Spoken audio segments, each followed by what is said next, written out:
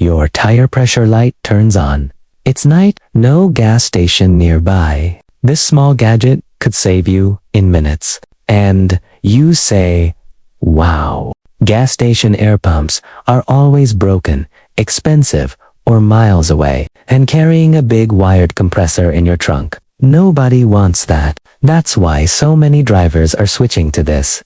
A mini cordless tire inflator you can carry anywhere. It's small, fully wireless, and fits in your glove box. But don't let the size fool you. This thing is powerful. It can inflate up to 150 psi, which means it works for cars, bikes, motorcycles, even sports balls. You get smart preset modes.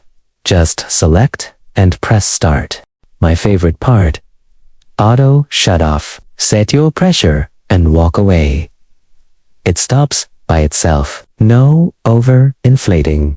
It runs on a built-in battery, so no cables, no car power needed, and there's a built-in LED light with SOS mode, perfect for night emergencies. If you drive daily, go on road trips, or just want peace of mind, this is one of those tools you'll be glad you have. This gadget prices change a lot on this, so I didn't mention it here, but under only $15 to $20, I've put the best current deal in the description. Check it before it sells out.